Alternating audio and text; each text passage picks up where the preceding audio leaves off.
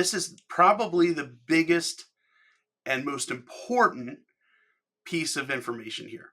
If there is no documentation, full stop.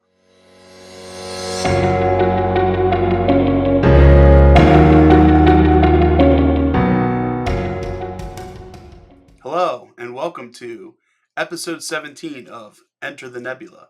My name is Mike Ergo, and today we're going to talk about process improvement. Where do we even begin? And I think that's the biggest challenge. Where do you begin when it comes to a process improvement type initiative or figuring out if you even need to improve some processes? So, what I'm going to do is walk through 3 steps that I believe is a good way to start and a good way to be successful when improving processes and moving away from some random buzzword that may or may not have any weight to it when you're talking to executive sponsors and the people who actually care. So where do we start? Number 1, does a process even exist? And that's the first question. And it can't just be asked to your executive team. It can't just be asked to the process owner. It has to be asked to all parties, because while a process owner or an executive may have a perceptions that is their reality, the actual reality is there may not be a process, or there may be a process, but it's not being followed.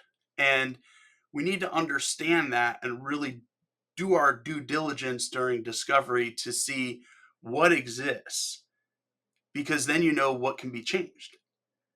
The second question is, once you know kind of what exists or what doesn't exist, where's the documentation? And this is probably the biggest and most important piece of information here. If there is no documentation, full stop. Everyone stop. And we have to document the existing process or lack thereof. We have to document what is being done, because if you don't, a few things are possible. 1, you could miss something that you would want to improve without documenting it.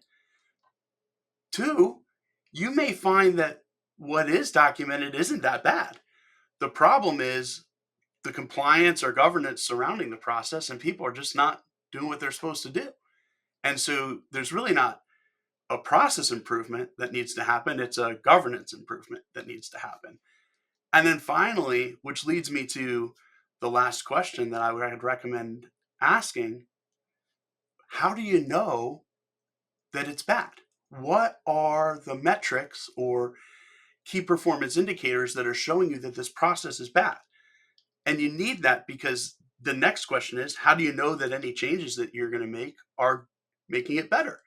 So you have to have that baseline level of data so that you can make some decisions, usually based on an existing documentation of the process. And then you can track, hopefully, improvements to that data. So whether you're trying to increase productivity, increase, whether it's velocity or volume, there's multiple ways to track these things. And then as you make changes to the process, be able to see those changes.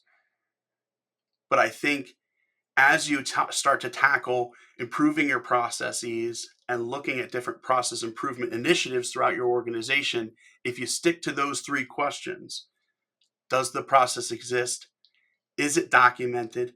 And how do we measure the success of this process? You're going to find that, 1, you're not going to waste a bunch of time doing some work that doesn't need to be done. And 2, whatever changes you make are going to be accepted and help improve your organization. Thank you again for listening. Again, my name is Mike Ergo. You can read the full article on my website, intellectualnebula.com, where you can also schedule a meeting with me to see how I can help you or your organization. Be sure to follow me on all the social medias for any updates as I continue to build my brand.